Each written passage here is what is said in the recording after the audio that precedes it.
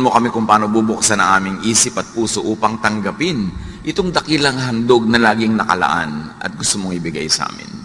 Kayo po ang mangaral, mangusap, magpagaling sa mga sakit ng aming isip at damdamin, at kayo po siya, Panginoon, ang maitaas sa aming kalagitnaan. Be our preacher, our teacher, and healer, Father. We seek you in the name of Jesus, your Son, our Lord, our Savior and friend. Be and stay happy. Happy ba kayo? Sana totoo, ha? And do you stay happy? O ang dali-daling mawala yung kaligayahan sa isang ihip ng hangin, tanggal agad? Psalm 63:1, You are my God, I worship you. O Diyos, ikaw ang aking Diyos na lagi kong hinahanap. Very interesting yung pagtagalog ng worship. Nagkaroon ng added meaning yung hinahanap. At dapat hinahanap-hanap ng tao ang pagsamba dahil napakaraking ligaya ang natatamasa ng taong sumasamba. Habang itinataas mo ang Panginoon, kasama kang natataas dahil lagi kang isinasama ng Panginoon. Pero pagka hindi mo pinapansin ng Panginoon, ini-ignore mo siya, siya ibinababa mo, kasama ka rin bababa. Kaya ang taong nagtataas ang pangalan ng Panginoon ay lumiligaya rin kasi hindi kanya iiwan habang itinataas mo siya. Be happy, worship the God revealed by Jesus. Bakit sinabi natin the God revealed by Jesus? Because there are many misrepresentations of God revealed by many false prophets, by many unkind teachers, unenlightened preachers. So, if you want to be happy, worship the God revealed by Jesus. Kasi meron nga worshipful, pero ang sinasamba hindi yung uri at anyo ng Panginoon ng ating Diyos sa langit na ipinakikilala ng Panginoong Yesus. Kaya ang pagsamba tuloy nagiging oppressive, nagiging restrictive, at nagiging dahilan ng marami pang mga lungkot at takot. Bakit yung imahe ng Ama na ipinapakilala ni Jesus ang dapat nating sambahin at makilala? Because Jesus is the true and faithful image of God. Walang iba nahihigit kay Jesus bilang pinakamalinaw na imahen, pagpapakilala ng Ama sa langit. Colossians 1:15, si Kristo ang larawan ng Diyos na di nakikita.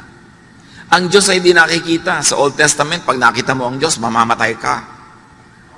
Pero ipinakita ni Jesus, nakikita na tuloy ang Diyos sa pamamagitan ni Jesus. A distorted image of God was presented by the Pharisees. And it continues to be presented by many teachers and preachers. A distorted image of God. Kaya pinagbabawal ng Diyos ang paggawa ng mga Diyos-Diyosan. Hindi lang itong mga rebultong kahoy o bato. Ito yung mga rebultong nasa loob ng isip ng tao. Yung kinakatahan ng isip natin na itsura, karakter ng Diyos na mali naman. So maraming imahen, hindi lang yung physical na pinanggigigilan ng mga Bible-based Christians. May mga imahen na nasa loob ng utak, doon nakaukit. Na ang Diyos ay malupit, ang Diyos ay galit, ang Diyos ay ganito, ang Diyos ay nakakatakot, na mga imahe na itinuwid ng Diyos sa pagpapakilala niya sa kanyang sarili sa pamamagitan ni Jesus. Jeremiah 5:31, doon sa mga nagtuturo ng mga baluktot na aral tungkol sa Diyos, pawang kasinungalingan ng pahayag ng mga propeta, ang kanilang utos ang sinusunod ng mga pare. So nakikita niyo sa buwatan ng prophet at ng priests sa Israel. Sinasabi ni Jeremiah, kabalbalan ang itinuturo ng mga propeta, kaya kabalbalan din ang sinusunod at ipinasusunod naman ng mga pare sa mga tao. Kaya ipinadala si Jesus para ituwid ang mga kabalbalan na yan. Isaiah 29:13, sasabihin naman ni Yahweh, sa salita lamang malapit sa akin ang mga taong ito, at sa bibig lamang nila ako ay ginagalang. Subalit, inalayo nila sa akin ang kanilang puso at ayon lamang sa utos ng tao ang kanilang paglilingkod. Si Yahweh ang nagsasabi. Yung mga religious activities sa mga tao na yan, di ko yan gusto. Kasi, imbento lang nila ang pinagmumula ng mga kautosan na yan. Nakaka-oppress, nakakapagpalungkot, nakakabawas ng ligaya ng buhay. Therefore, presenting or misrepresenting God. Mark 7:8, sabi ni Jesus, sa mga religious people of His time, binabaliwala ninyo ang utos ng Diyos at ang sinusunod ninyo yung mga tradisyon ng tao. Sa makatuwid, ang napakaraming katuruan sa lumang dipan, ginagawa ng mga Israelita, pinagpapakamatayan nilang sundin, sabi ni Jesus, tradisyon lang yan ng tao. At kasama doon ang lahat ng itinuwid niya. 10 walang gagawa pag Sabat, bawal ang kumain nito't gano'n, ng mga babae, bawal sa ministry, etc., etc. Sabi niya yan, gawa lang yan ng tao. Kaya itinuwid niya.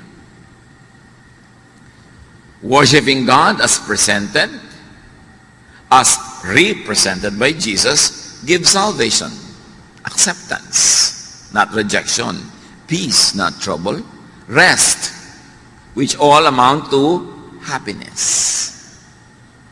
Pag sumamba ka sa Diyos, Diyos na ipinakikilala ni Jesus, ang bunga sa buhay mo noon, happiness. Gaan, hindi bigat. Laya, hindi tanikala, hindi kulungan. But worshiping the distorted image of God, misrepresented by many religious teachings, gives judgment, stress, and fatigue. Kaya marami mga tao habang nagiging mas relihiyoso, mas napapagod, mas sumasama ang ugali, mas lumulungkot, mas nagigilty.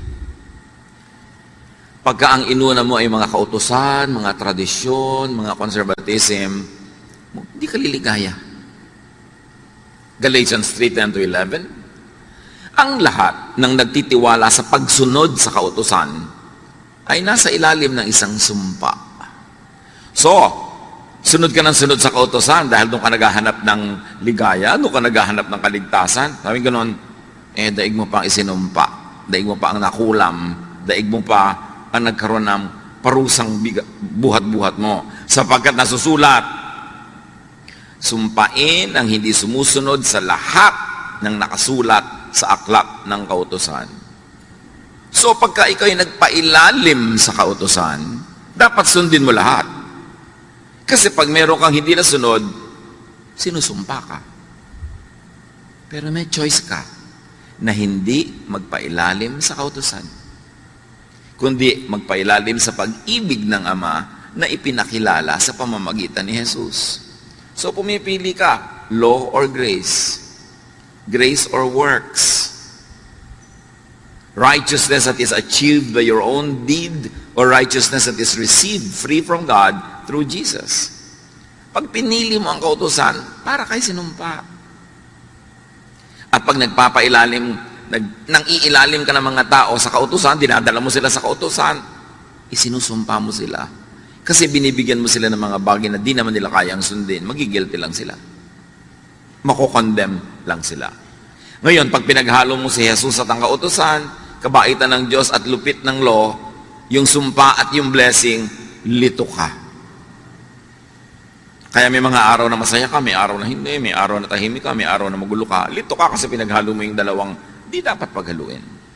Verse 11.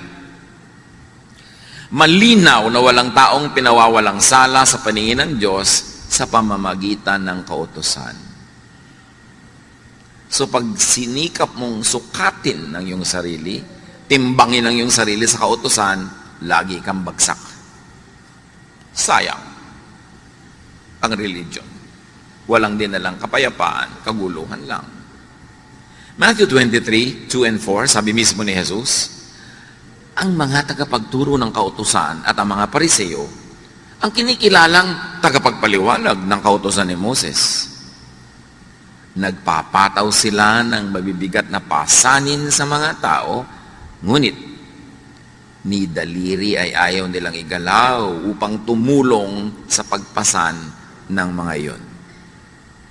Pag sumunod ka daw sa mga Pariseo at yung mga modern versions nila today, kasi sinasabi nila, tagasunod sila, tagapagpaliwanag ng utos ni Moses, dinadaganan kanila ng ubot ng bigat na dalahin at hindi kanila tutulungan sa paghihirap mo. In fact, dadagdagan nila yun ng pag-uusig at paghuhusga tuwing kulang ka. Lagi ka namang kulang. So, lagi kang pagod. So, be happy. Worship God as He represents Anong Diyos ba yung ipinakilala ni Jesus? Ba't siya ipinadala? Para ituwid ang mali, itama ang liko, liwanagan ang madilim. Ipakilala ang Ama sa tamang paraan. Napakahalagang makilala ang Ama sa pamamagitan ng anak. Because He is the image of the invisible God. So stay happy. Keep worshiping. Pwede ka naman magdasal sa bahay eh. Pwede ka naman magbasa ng Biblia sa bahay. Pero bakit pa magpapagod ka, tatawid ng ulan o alikabok, init o lamig? Because there is happiness in corporate worship. Pagka mga anak ng Diyos ay nagsasama-sama para magpuri, magpasalamat, bumababa ang luwalhati ng Diyos in a very special way.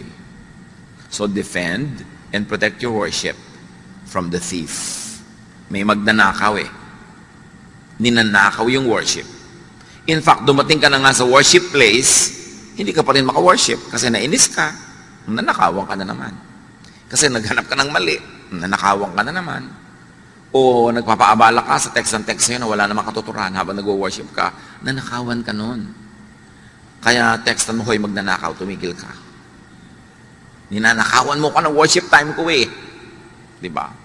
Yung mga dumadapo sa isip mo na kung ano-anong mga guni-guni, mga alalahanin, dinanakawan ka. Nandiyan ka na nga, nanakawan ka pa rin. Sayang naman. Buti pa, hindi ka na dumating, pa hindi ka nagastos ng pamasahe, oras, yung pala nananakawan ka rin eh. Kaya dapat ipaglaban yan. John 10:10, dumarating ang magnanakaw para lang magnakaw. Pumatay at manira. Naparito ako upang ang mga tupa ay magkaroon ng buhay na masaganang lubos. At yun ang gusto ng Panginoong Diyos, ang Ama sa langit, na ibibigay ni Jesus sa atin, kalinawan ng isip para tayo lumigaya sa buhay. At isa doon, maunawa natin yung ligaya, ma-enjoy natin yung ligaya ng pagsamba. There is happiness in worship. Marami sa mga nade-depress, isa sa mga nangyayari sa buhay nilang unang-una, tumitigil silang mag-quiet time, manalangin, mag-devotion. Tapos tumitigil sila na mag-Bible reading, tumitigil silang mag-pray, at tumitigil silang sumali sa family, group, corporate worship. Kaya palala ng palala ng palala. Psalm 89:15, mapalad ang taong sa'yo'y sumasamba. Sa pagsamba nila inaawitan ka, at sa pag-ibig mo'y namumuhay sila. Kaya yung mga taong laging, ayoko pong sumali ng choir, ayoko pong mag-Sunday school teacher, ayoko magkaroon ng ministry, kasi madalas hindi ako nakaka-attend. Lalo kang sumali. At mas mahigpit yung leader mo ng pag-check ng attendance, pinandidilatan ka na halos maglaglag ang mata niya pag late ka, blessing yun sa'yo. Kasi nauobliga kang dumating. Kasi pag dumating ka na, ikaw na yung mabe-bless. Alam niyo yung pagdalo sa mga gawain ng Panginoon? Yung minsan tinatamad ka, ayaw mo, meron kang negative feeling, habang papunta ka pa lang yun, kasi ginajablo ka eh. Pero pag nandun ka na, ang totoo nun, nagpapasalamat ka na, ay salamat, dumating na ako. At pag pauwi ka na, nagpapasalamat ka, salamat, ipinaglabang ko to, kasi meron talaga ako na pala. Yung struggle sa papunta lang yun. Doon kayo dapat magwagi. Kasi talagang nanakawan ka. Psalm 63:1, in my heart, I long for you, as I would long for a stream in a scorching desert. At ang ginawa dito, ang halintulad ay usa na nagtatatakbo ng ubod ng bilis sa napakainit na desyerto. Kaya as the deer panted for the water, so my soul longs after thee. Panted, ibig sabihin nun yung humihinga ng ubod ng bilis kasi uhaw na uhaw, pagod na pagod. As the deer pants for the water. Hindi yun isang piraso ng pantalon. Buntong hininga yun. So, napaka-importante kasi sabi niya, para akong usa, uhaw na uhaw ako pag malayo ako sa iyo. Ikaw ang tubig ko, ikaw ang aking living water. So, can you imagine kung gaano uhaw yung mga taong hindi sumasamba? Pero madalas hindi nila alam na yun ang dahilan ng pagkauhaw nila. So worship lifts God up, and in the process, the worshiper is also lifted up. Sabi, bakit po ba natin itinataas ang pangalan ng Panginoon? Ganun po ba siya ka-proud? Gusto lagi itinataas, no? Pag itinataas mo siya, nahihila ka rin niya pataas. Ikaw ang nakikinabang. Pag pinupuri mo siya. Kasi pag pinupuri mo ang Panginoon, nabubuhay sa iyo yung mga pamana sa iyo ng Panginoon. Yung karakter mo na galing sa Kanya, yun ang nang umiiral, yun ang nangingibabaw, kaya aangat ka at liligaya. Pero pag ang pinupuri mo sa lifestyle, sa salita, sa buhay mo ay ang dyablo, yung mga karakter ng dyablo na nasa iyo rin, ang mabubuhay. Ang siyang mangingibabaw at mananaig, kaya magkakata-dyablo ang buhay mo. Kaya napakahalaga nung pinipili mo ang iniangat, ang Panginoon. In our hearts, there is a God-sized vacuum that only God can fill. Alam niyo naman yung vacuum. Pero sa puso natin, may vacuum yan. May vacuum for kotse. Pag nagka-kotse, lumigaya ka. Sige. May vacuum for love life. Pag nagka-love life, lumigaya ka. May vacuum for pera. Nagka-pera ka, lumigaya ka. Pero ang pinakamalaking vacuum sa puso ng tao ay yung para sa Diyos. At liban na lang na nandun ng Diyos, kahit mapuno lahat yung ibang vacuum kanina, nagka-kotse ka, nagka-love life ka, nagka-bahay ka, nagka-pera ka, pag wala yung Panginoon sa vacuum niya, hindi ka maligaya. Pero pag ang Panginoon nandun na sa vacuum niya, kahit yung iba wala pa, maligaya ka na rin. Dala ka na. There is a God-sized vacuum that only God can fill. And a lot of that is filled in corporate worship. Kaya ipinaglalaban natin yun eh. Pwede naman tayo mag-worship na lang kanya-kanya, sa kanya-kanya mga sulok-sulok, gilid-gilid. Why rent a big place like this and pay for electricity and water and everything? Because we need a place where we can all worship together. Because God is delighted in worship that is comprised of many people, His children. At sa worship na yun, hindi lang yung nagkakakanta ka, nagdadasal, nagkakakilala kayo, nagkakatulungan, nagmamahalan kayo. Yun pa ang dapat ma-achieve. Kaya merong corporate worship. Psalm 42 verse 2, my soul thirsts for God, for the living God. Kaya marami mga tao, depressed po ako, malungkot po ako. Ano mo, Diyos lang yan, ang kulang. Kailangan lagay mo siya at yung lahat iba susunod na. Although marami pang ibang pwedeng gawin para yung mga depression na yan ay matanggal, pero inuuna mo yung relasyon mo sa Diyos. Kaya tayo tinuturuan. Ba't ba tayo tinuturuan laging be thankful? Maibig mo sabihin, ang gulgulo na ng buhay ko, be thankful? Yes. Kasi pag inisip mo yung dapat mo ipagpasalamat at nagpasalamat ka, ang nabubuhay sa iyo yung espiritu ng pagpapasalamat, hindi yung pagrereklamo. At pag nabubuhay yung espiritu ng pagsasalamat, nagiging magnet yon para lahat ng magagandang bagay magdatingan sa buhay mo. Kaya ka tinuturuan to be thankful. Hindi ka para utuin. O hindi ka para mag-in denial na hindi naman ka masaya, pupuri ka. Hindi ka nga masaya, kaya magpuri ka at sasaya ka. Dalawa lang yan mga kapatid. Ang saya-saya mo, kaya ka nagpupuri sa Diyos. O ang lungkot-lungkot mo, kaya magpuri ka para ka sumaya. Pareho ang effect. So if you have enough reason to thank God, thank God. But if you have no reason, you think to thank God, all the more that you should thank God para bukas ang isip mo na oo nga pala, maraming dapat ipagpasalamat. That's why you should count your blessings. Yung sumasamba, bakit ganun? Pagka hindi sumamba, parang kulang ang buhay. Kasi nakita na nila ang luwalhati ng Panginoon pag sumasamba sila. Psalm 63:2, I have seen your power and your glory in the place of worship. Or translated another way, also very correctly, grammatically, is when I worship. I see your power and your glory when I worship. And it is I, not we. Kasi personal. Pag sumasamba ka sa Panginoon, ikaw ang nakakadama. Nakikita mo, hindi ng mata, yung kaluwalhatian ng Diyos. Nakikita ng spiritual eyes mo yun. That's why you are filled up. You are uplifted. That's why worship, although it might be demeaning, but we don't want to demean it, but worship is therapy. Kailangan ng tao sumasamba. Kailangan nga, kaya pag may kumakanta, dapat wala siya, dapat tama siya sa tono.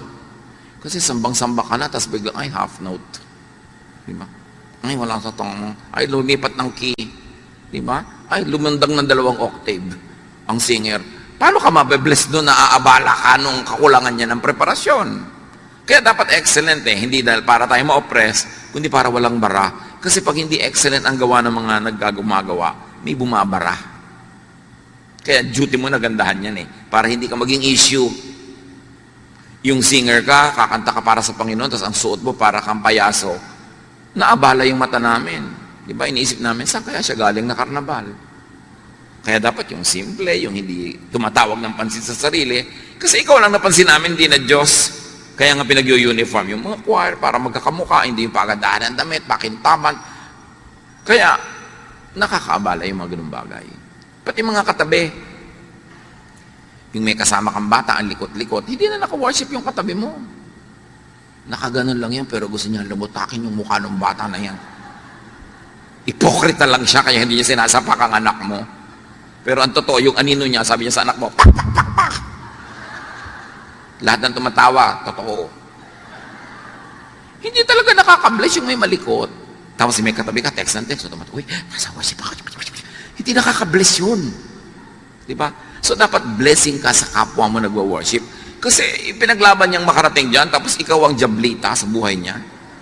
Yung pagtingin niya sa'yo, nakapatong pala sa batok mo si Satanas. Para busitin siya. So, dapat blessing tayo sa isa't isa. Yung bang, talaga, may mga palakpak pa yan. Yung bang, pwede ka namang umusod-usod para yung dumadating, makaupo na agad, hindi yung 5 tao na yung natapakan niya bago siya makarating sa silya doon sa loob. Yung be a blessing. Diba? Kailan isip, paano kaya ako magiging hindi abala sa kapwa ko sumasamba? Nagko-concentrate siya, dadaan ako, mamaya na lang. Pwede ko pa namang hindi gawin yung gusto kong gawin ngayon para hindi ako makaabala sa kapwa. Because when we are at worship, God is in His holy temple. And that temple is not a building, the temple is our heart. At dapat hindi yun nagugulo. Psalm 63:3, your love means more than life to me, and I praise you. Yun, Panginoon, ang mahalaga sa akin, yung pagmamahal niyo. At pag worship ako, nagpe-pray ako, nagpapasalamat ako, lalong lumilinaw sa akin na mahal niyo nga ako. At habang lumilinaw yun, nagiging positive ang pananaw ko sa buhay, lalo namang dumadating sa akin ng mga positive things. So value God's love as life, as more than life. And you celebrate God's love at worship. And remember, ang topic natin is how to be happy, and we focus on one very powerful way to be happy. Be worshipful. Stay happy. Psalm 63:4-5. As long as I live, I will pray to you. I will sing joyful praises and be filled with excitement like a guest at a banquet. Masaya. So dapat iniiwan sa labas ang lahat ng mga cares, mga worries. Pupunta ka ba lang sa worship, itapon mo na yung mga nagpapaalala sa'yo, gumugulo sa'yo, para nakalagay ka sa tamang lugar. Put yourself in a path of blessing. At hindi lang sasama-sama tayo, may individual and personal worship pa. Psalm 63:6, I think about you before I go to sleep, and my thoughts turn to you during the night. Sabi mo, siguro, wala pang Netflix nun, kaya niya nagagawa yan. Kaya may Netflix, kaya wala. Kaya may YouTube, kaya wala.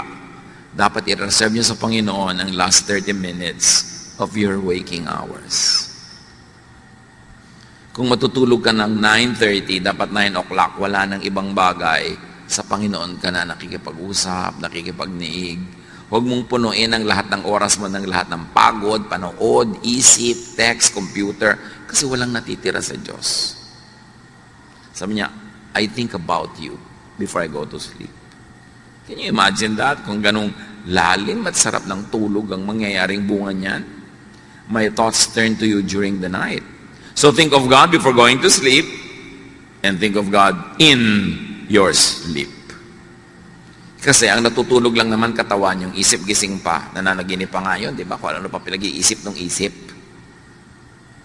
At kung kayo merong problemang hindi nyo alam ang solusyon, may tanong na hindi nyo alam ang sagot, may pasya kayo na hindi nyo mapagpasyahan, bago kayo matulog, sabi nyo, Lord, ibigay nyo po sa akin habang tulog ako para pagising ko nandun na.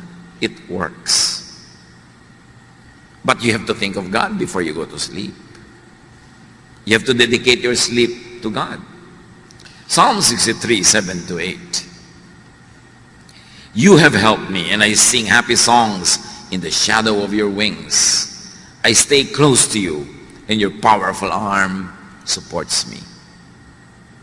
Deep happiness, joy is in dwelling in the house of the Lord. And that house is not always a physical house. Most importantly, it is your mind. Make your mind, make your thought the habitation of the divine.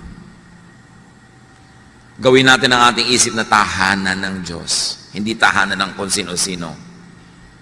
Joy is in being in a state of spiritual oneness with God and God's family. Kaya nagtuturo ng forgiveness. Kaya nagtuturo ng helping one another para may love. At pag may love, may iba pang napuproduce na happiness para sa bawat isang participant in the production of that love.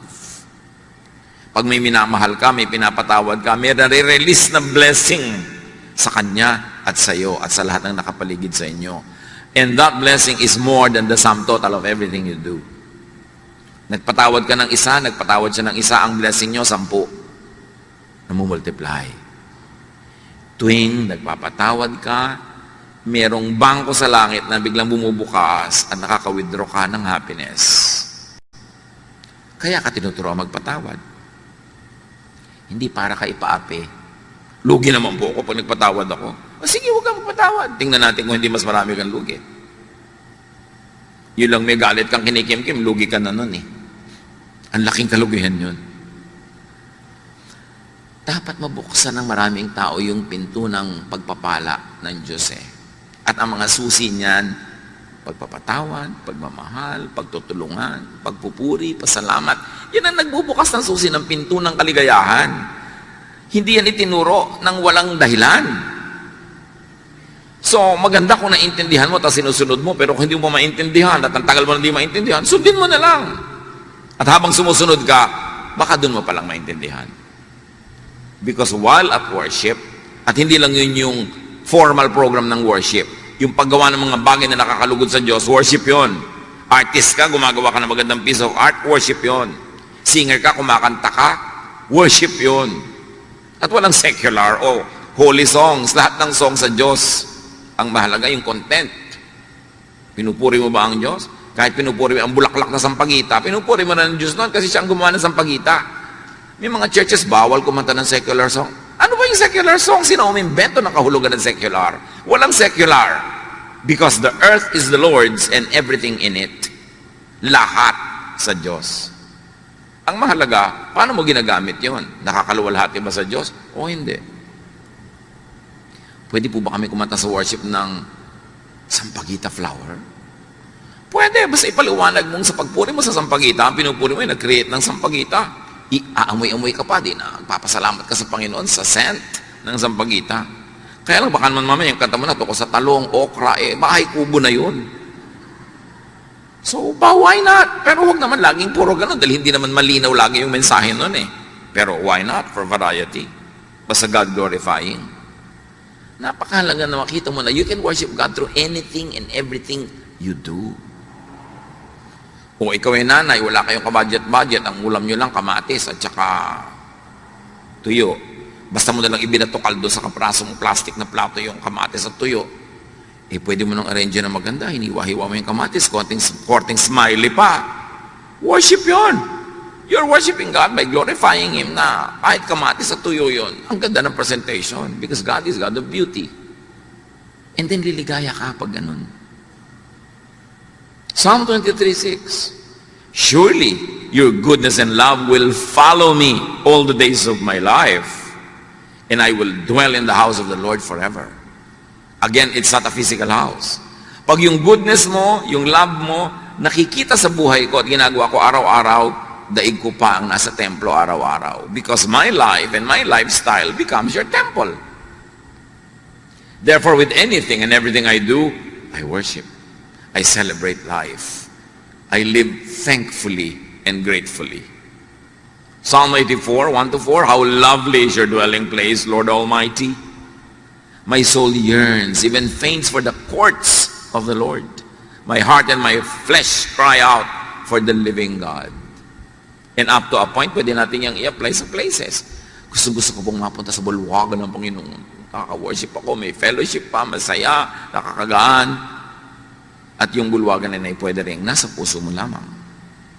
Even the sparrow has found a home, and the swallow a nest for herself, where she may have her young, a place near your altar. Lord Almighty, my King, and my God.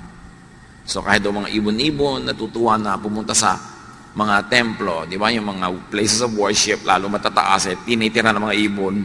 So it's a kind of metaphor na kahit mga ibang mga nilalang ng Diyos, gustong lagi nilang nasa malapit sa templo. Again, the temple should go beyond the physical meaning, but go to the spiritual meaning.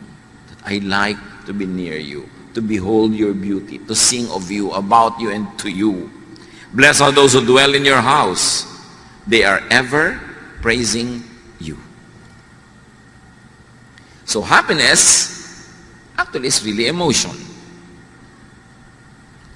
And emotion is nothing but brain and blood chemistry. So pwede natin na ayusin ang ating blood and brain chemistry para mag-create ng emotion that is happy. Yan ang ginagawa ng mga maraming therapists. Yung pinapaamoy ka na mabango, pinapakita ka na magandang view, pinapaninig ka ng mga tunog-tunog ng ulan. Because when your brain is induced to be happy, the brain commands the blood to change its chemistry, and you become happy.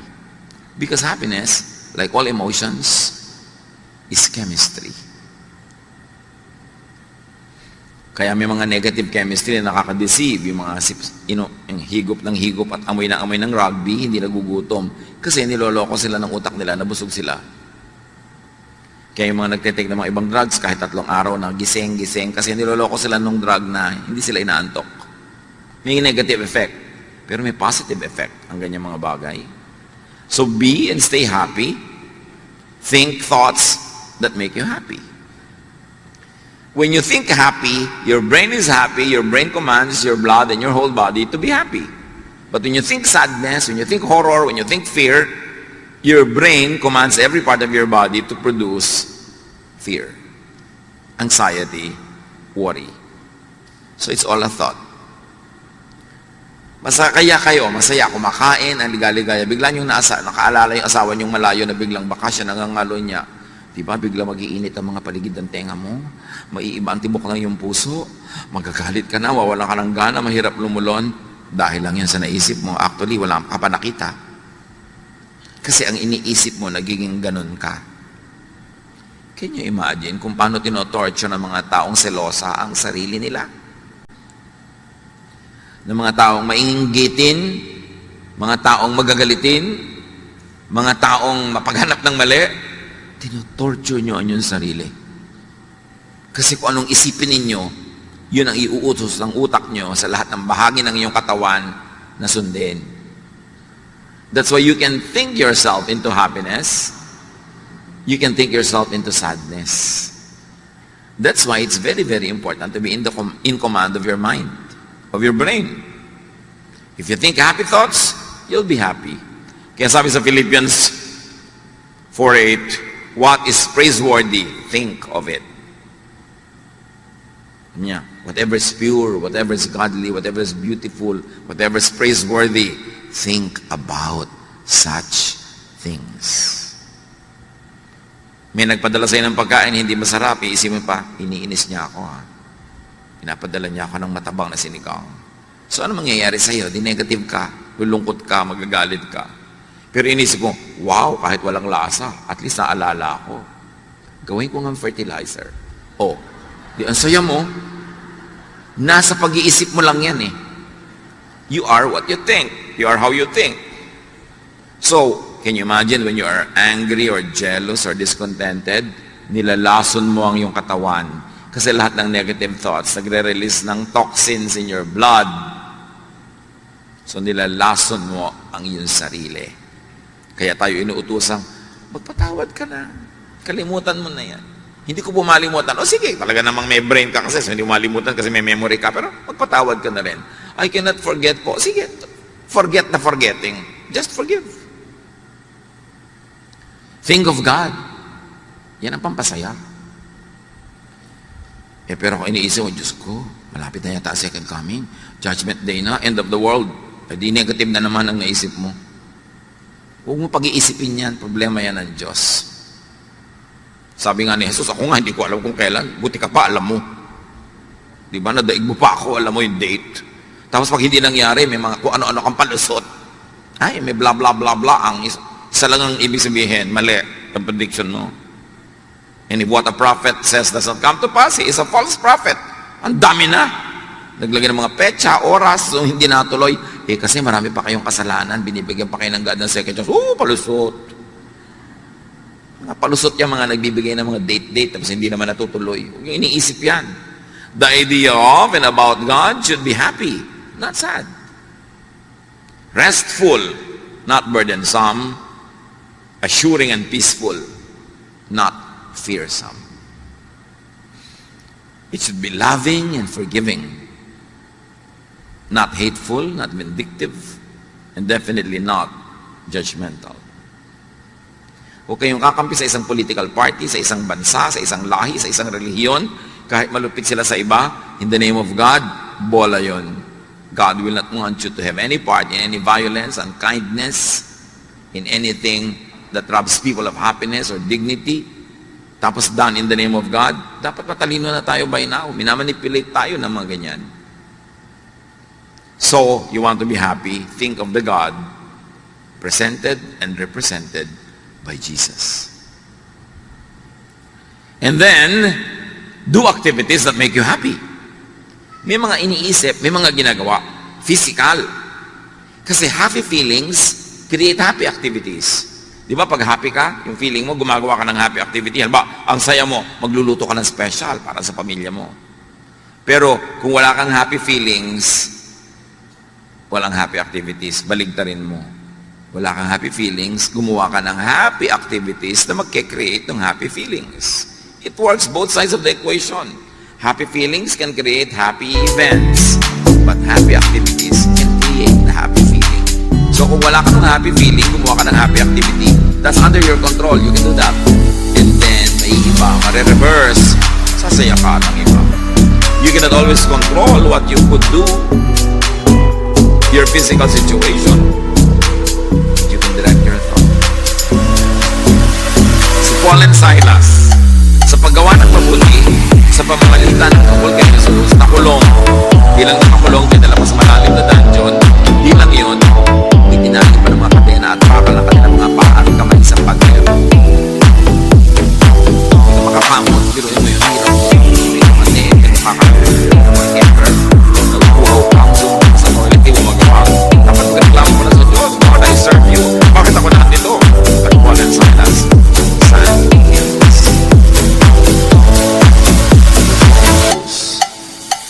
Whatever it is that you are going through, you can just complain and be thankful. Negative or be positive. And because they were very, very positive and they sang hymns and they lifted God up. And all the other prisoners were blessed with their singing and they forgot their own sorrows and their own complaints. God sent on earth grace that assured the earth.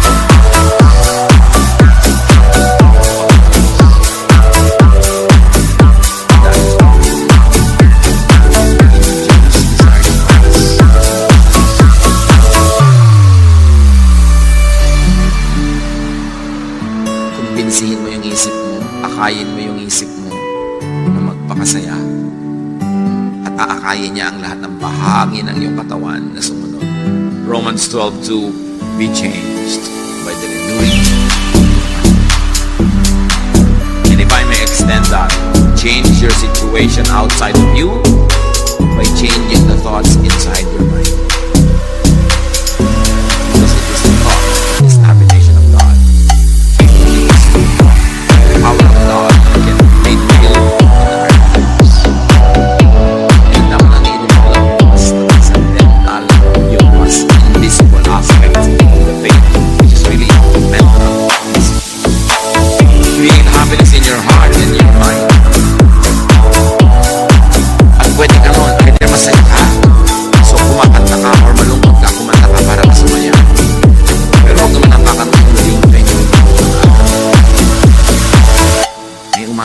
nyo sa kanta na yun. Nakakalungkot ang mga kanta. Dapat yun. So let them make sensations of sound. Alam nyo, lahat ng buhay mo. Yung tinetest ko dito.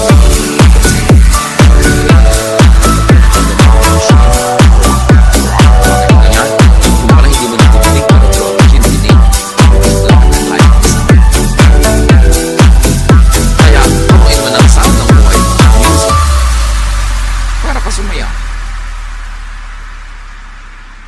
Or sight. Tulad nun, pag nakikita na yung temple, lumiligaya sila, or whatever the equivalent is in your life. Make sensations of smell and scent. Bakit sa Bible, ang dami-daming, you anoint my head with oil, my cup overflows. Surely goodness and love will follow me all the days of my life. The anointing of the oils in the Old Testament, in many ancient traditions, are healing ang effect. Soothing to the emotion, comforting to the body. At yung mga oils na yun, hindi yung mga katulad ng oil na malalagkit, yung mga malalagkit na galing sa petroleum products, 3 araw na nasa balat mo pa, hindi yun ang oil na pinag-uusapan, yung mga pure. Dahil talagang laging healing yan. Sabi niya, anoint the sick with oil and they get well. So may healing powers talaga yung amoy, yung flavor, at yung dating sa yung balat. So smell. Aromatic things. Taste. Good food, good drink, good fellowship. Touch. That's why the laying on of hands are supposed to heal, because touch heals. May mga kamayan, may mga hug-hug, kasi nakaka-heal yun. And all of this lead to produce happiness. Happiness thoughts, happiness chemistry. So maraming paraan para sumaya. Iniisip mo, o gumagawa ka ng activities na nagpapasaya, o isinasubject mo ang sarili mo sa senses through which happiness, joy, pleasure can pass. Si Elisha sa 1 Kings 19, this wonderful, powerful prophet of God wanted to die. Pero nabaligtad yun, matapos makakain, makatulog, at makipag-fellowship with an angel. Do the same. Ang dami-dami ko natatanggap ng mga tanong sa Facebook at kung saan-saan, nade-depress po ako, nalulungkot po ako, blah, blah, blah. Ano pong pwede kong gawin? Well, change your body chemistry. Uminom ka ng masarap, kumain ka ng masarap, matulog ka, kung pagod ka, kung sobrang tulog na, gumising ka. Get out of your bed and be active. Fellowship with people, do something enjoyable. Pag hindi naman nilayasan kanyang lungkot na yan eh. Di ba? Resist the devil and he will flee from you. You don't have to fight the devil. You just have to resist. So may spirit of sadness, resist it. How do you resist it? Not by entertaining it. Nalulungkot ka na nga, magkukulong ka pa sa kwarto, di na solo ka ng diablo. Nalulungkot ka na nga, ayaw mo pang kumain, nade-depress ka na, ayaw mo pang gumalaw, lalo kang malulungkot. Dapat baguhin mo ang situation mo. Now in life, you can be the recipient of happiness, meaning you're naturally happy because there are things that make you happy. Or if you are not a naturally happy person, then be the producer of happiness. Umimbento ka ng kaligayahan. At through lahat ng pinag-usapan natin mula kanina pa, na kung gusto nyo, uulitin ko lahat. Pero hindi naman, natatandaan nyo naman eh. Diba? Make yourself happy. Think of God. Change your thoughts. Use physical things to make you happy. Senses, smell, sight. Create and produce happiness with directed thought. If you don't direct your thoughts, the devil will. That's why you have to control your thoughts. Direct your thoughts. Create and produce happiness with activity. Kaya malaking therapy yung may ministry, lalo kung committed ka talaga, kahit na tinatamad ka, medyo mabigat ang pakiramdam mo, dadating ka pa rin, ang ending sumaya ka. Na iba ang takbo ng iyong buhay. Create happiness with sensations, with aroma, with taste. Anoint with oils. Very important yun. Makikita mo yung ministry ng mga ganong bagay. 1 Corinthians 9:27, subalit pinahihirapan ko ang aking katawan at sinusupil ko upang sa kayo hindi ko maalis sa paligsahan pagkatapos kong mangaral sa iba. Now, bago kayo maghampas-hampas sa sarili at magpahirap, ang tinutukoy lang naman ni Pablo dito, nag-i-exercise ako ng self-control para yung goal ko mangyari. Yung katawan ko tinatamad na bumangon, ibabangon ko yan kasi ang tagal ko na nakahiga eh. Yung katawan ko gustong maging mapagsarili lamang pero lungkot naman ang bunga. Well, pipilitin ko ang katawan ko na makisalamuha, makipagkapwa, dahil baka yun ang nawawalang element sa aking buhay. Philippians 4:13, ang lahat ng ito ay magagawa ko dahil sa lakas na kaloob sa akin ni Kristo. Sabi natin kanina pat paulit-ulit, worship the God presented and represented by Jesus. What is the image of God and the image of heaven that Jesus presents? The image of heaven, the paradigm or symbolism of life that Jesus presents is a happy one. Kaya kung minsan I'm very uncomfortable with yung image ni Jesus na lagi nasa krus, para namang ilang oras lang naman siyang nasa krus, tapos forever ayaw mo nang alisin doon, nakapako na. If ever there are images in religious statuary that's very uplifting, it is the risen Christ. Ang lungkot-lungkot naman ng imahe ng crucifix eh. Tapos nasa ospital ka, nag-aagaw buhay ka na, yung pa ang nakita mo pagdilat mo, nasa heaven na ba ako? Diba? Bakit kailangan yun? Kailangan malungkot. Sasandali lang naman yung nangyari. We appreciate the meaning of the cross, but do not trap Jesus in the cross. He was there only for a few hours. Ang image na ipinapakita sa atin ni Jesus tungkol sa kalangitan, sa paghahari ng Diyos, ay makikita sa kanyang hilig magpakain. Pinakamadalas at pinakamadramatic ang mga pagpapakain ng Panginoon sa mga tao. Like, Jesus fed the 5,000 miraculously with 5 loaves and 2 fish. And then the lasting image of Jesus that we keep repeating is the Lord's Supper, eating, drinking. And the Lord was accused of eating with sinners. He was called a glutton and a drunkard. The first miracle was to produce wine at a wedding in Cana. And the parable, the symbol of heaven, symbolized by the wedding banquet, is that anyone and everyone is invited. This is all about food. This is all about sharing a fellowship. This is all about the table. This is enjoyment. This is happiness. This is the message of God through Jesus. Enjoyment, happiness. By being together, by sharing, by eating together. We do not see episodes of Jesus eating alone. He was always feeding people. After the resurrection, his disciples went fishing. Pagbalik nila sa shore, nagbabarbecue na si Jesus. May mga sinugba na ng mga fish. Nagpapakain siya.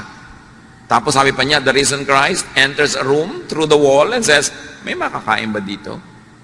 You know why eating lagi? Because when people eat, they sit together. And when they sit together, they chat, they laugh, they share life, they share problems. Somebody has a problem, somebody offers a solution. It's a fellowship. This is the heaven that Jesus presents. That's why the examples of heaven is always a banquet. You lead me to your banqueting table. Your banner over me is love. Laging ganun. Lagi siya nagpapakain. And in the Gospels, in case you haven't noticed yet, Jesus prefers eating more than fasting. Kaya siya sinabihan, sabi ng mga religious people, bakit ang amo nyo, hindi kayo nagpa-fast? Hindi katulad ni John. At para na lang walang maraming usapan, sabi ni Jesus, nandito pa ako, so feasting muna, walang fasting. Pero wala naman siya inutos sa kanya mga disciples na mag-fast kayo lagi. Tapos sasali ka sa mga simbahan na lagi nagpa-fast, mukha ka tuloy bungo. Ibig mo sabihin, nilikha ng Diyos siya sikmura mo para gutumin. Paminsan-minsan, may fasting. It could be healthy, it could be helpful, but it was never glorified by Jesus. In case you forgot that Jesus is the model, He is the image of the invisible God, and His image of heaven is a banqueting table. In fact, napatunayan na ng science sa yung mga sobrang nagda-diet, nade-depress, kasi nade-deprive. Yung kakain, binibilang yung calorie, may computer siya, at binibilang-bilang niya bawat okra, bawat ito. Paano ka liligaya kumain nun? Yung papakainin mo sa, ay naku, diet ako. Ihampas mo kaya sa itong plato, no? Inihanda ko ito para sa'yo, tapos para ka nakakita ng lason, allergic na allergic ka sa pagkain, kaya ka depressed, kaya ka malungkot, kaya ka nangangayayat. Hindi yan ang gusto sa'yo ng Panginoon. Kaya yung symbol niya lagi is feasting, the Lord's Supper, sineselebrate pa natin. Hindi Lord's Supper as in F, P, P. So nakita natin na kaisa-isang beses na ipinakita si Jesus na nag-fast dahil lang kasi walang dahil lang kasi walang dahil lang kasi walang dahil lang kasi walang dahil lang kasi walang dahil lang